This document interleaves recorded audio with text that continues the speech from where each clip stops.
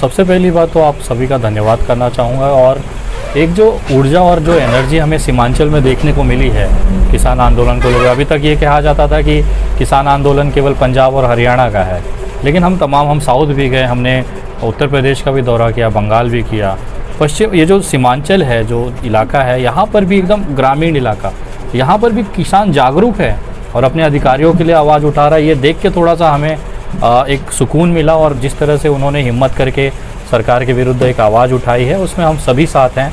और पूरे देश के जो किसान के जो आंदोलन में शिरकत कर रहे हैं एक्टिविस्ट हैं वो सब साथ हैं। और मैं आपको कहना चाहूँगा इस चैनल के माध्यम से कि ये बिल तो इनके बाप को भी वापस लेगा, इनके बाप की औकात नहीं है कि किसानों से ऊपर उठ के ये सरकार कोई डिसीजन ले ले। बहुत जल्द उसका फैसला आपको समझ में आएगा।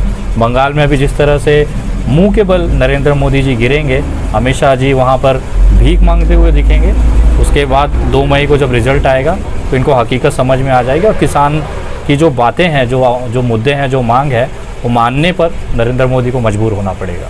अच्छा दुबे जी, भारत सरकार के खिलाफ अगर कोई भी एक आम इंसान उनके खिलाफ कुछ भी टिप्पणी करती है तो लगातार उन पर जो है कहीं ना कहीं किसी तरह से कार्रवाई होती रहती है। क्या लगता है कि ये सब जो है इन मजलूमों के लिए आवाज़ उठाना भी गलत है? तो सरकार की औकात ही यही है, वो कर क्या सकती है। विनय दुबे जैसे बहुत सारे कार्यकर्ता, अभी यहाँ पे सामाजिक कार्यकर्ता हमारे बड़े भाई हैं, बनारस वाले मिश्रा जी, नरेंद्र मोदी जी के संसदीय सीट में बैठकर, जहाँ से नरेंद्र मोदी जी चुन के आते हैं, वहाँ दिन भर उनकी बैंड बजाते हैं। क्या उखाड़ लिया उन्होंने? केसेस करा देते हैं, लेकिन जब वहाँ पे जज के सामने मामला जाता है तो जज साहब पूछते हैं कि भैया इसने ऐसा कौन सा कृत्य किया है कि मैं इसे जेल में भेज दूँ, आप सबूत लाइए, हम जेल में भेजने को तैयार हैं। वहाँ सरकार फेल हो जाती है। भाई साहब हमारे बाहर आते हैं, स्मृति ईरानी जी अभी बनारस आई थी करीबन 1-1.5 महीना पहले, एकमात्र व्यक्ति थे जिन्होंने उनके मुंह पे चूड़ियाँ फेंक के मारी। ये भाजपा सरकार क्या उखाड़ ली? क्योंकि कानून से बाहर कोई नहीं है। जब अदालत में जाया जाता है तो भारतीय संविधान ने हमें अधिकार दिया है विरोध प्रदर्शन करने का। अगर उससे बाहर जाके हम कोई गैर कानूनी चीज़ें करते हैं तो जेल भी जाते हैं, हम उसके लिए भी तैयार हैं। लेकिन गलत करने के बाद, सबूत होने के बाद, ये तो जनता के हित के लिए बातें होती है। और केस होना, FIR होना, जेल जाना, ये तो शेरों की बात होती है ना भैया। आपने कभी कुत्तों को पिंजरे में बंद होते देखा है क्या? शेरों को पिंजरे में रखा जाता है। तो हम लोग जाते हैं बड़े खुशी जाते हैं, क्योंकि अगर मेरे जेल जाने से या मिश्रा जी के जेल जाने से अगर किसी एक समूह, जनता के समूह का फ़ायदा होता है तो मैं बेशक जाऊंगा। जैसे मैं बांद्रा में गया, अगर उस समय मज़दूरों की आवाज़ नहीं उठाई होती तो आज कितनी ही लाशें मुंबई में दफन हो चुकी होती। बिहार के ख़ास तौर पे जो मज़दूर वर्ग है जो वहाँ पे फंसा हुआ था, अगर उनकी बात वहाँ पे नहीं करता और जेल नहीं जाता तो शायद नरेंद्र मोदी जी की आँख नहीं खुलती और ट्रेनें चालू ना होती।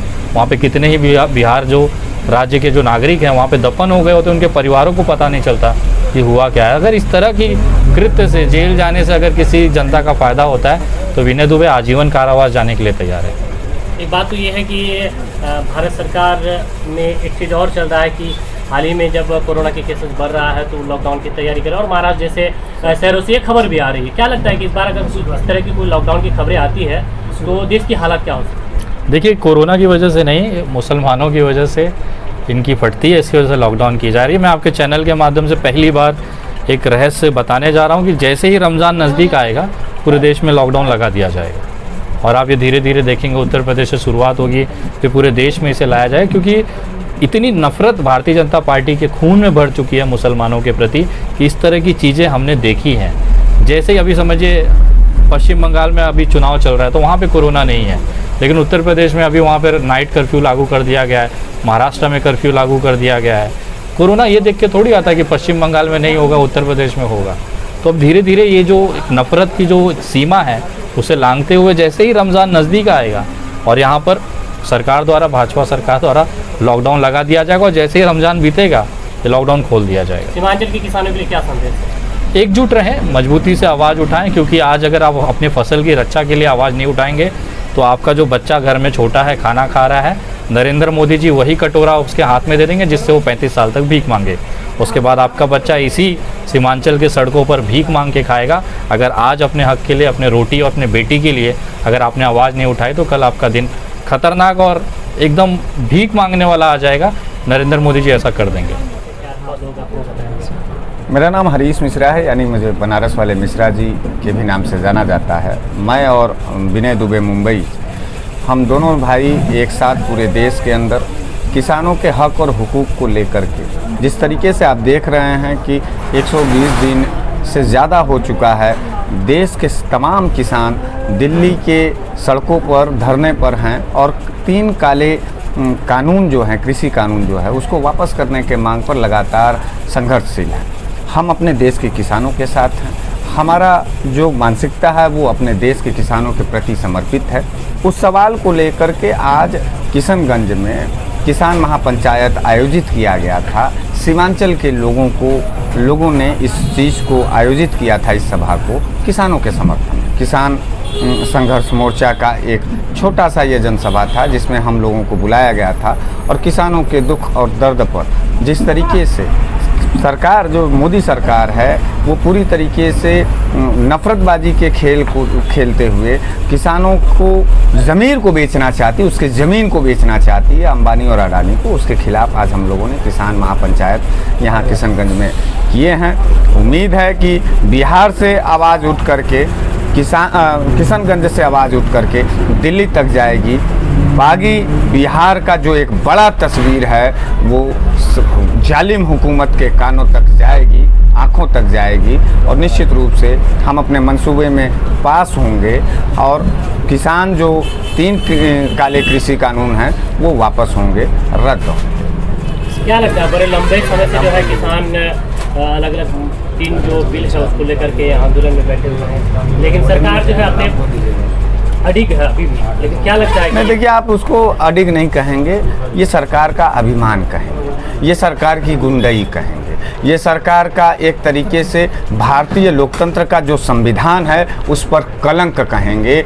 देश का किसान, देश का अन्नदाता, जो धरती का भगवान है जिसे हम किसान कहते हैं, आज वो धरने पर है। 120 दिनों से ज़्यादा धरने पर है। इतिहास में सबसे पहली दफ़ा देश के किसानों ने जिस तरीके से दिल्ली के पूरे इलाकों को घेर करके बैठने का काम किया है, शांतिपूर्वक तरीके से वो अपने सरकार से अपनी बात कहना चाहते हैं। सरकार अडानी अंबानी की चापलूसी में लगी हुई है। सरकार पूरी की पूरी मोदी सरकार जो है अडानी अंबानी के इशारे पर काम कर रही है, जिसके खिलाफ पूरे देश के किसान आक्रोशित हैं। बंगाल में चुनाव है, उसका नतीजा आपको इस आक्रोश को देखने को मिलेगा। बिहार किशनगंज वो सरजमी है क्रांतिकारी जहां नोटबंदी से लेकर के CNRC से लेकर के GST से लेकर के नफरतबाजी की जो राजनीति चली है, उस राजनीति के खिलाफ जो किशनगंज के क्रांतिकारी लोगों ने अपने आवाज़ को बुलंद किया है। किशनगंज के लोगों से काफ़ी ढेर सारी उम्मीद है इस देश के किसानों को। शायद उसी का एक नतीजा था कि किशनगंज में भी आज किसान महापंचायत आयोजित की गई। इसकी आवाज़ दिल्ली तक जा रही है, देश के किसानों तक जा रही है। देश के किसान अकेला नहीं है, इस बात का सबूत हम लोग देने के लिए आपके सामने हैं और पूरी जज्बा और पूरी जोश के साथ इस नफरतबाज सरकार के खिलाफ हम लड़ने के लिए आमादा हैं, आतुर हैं।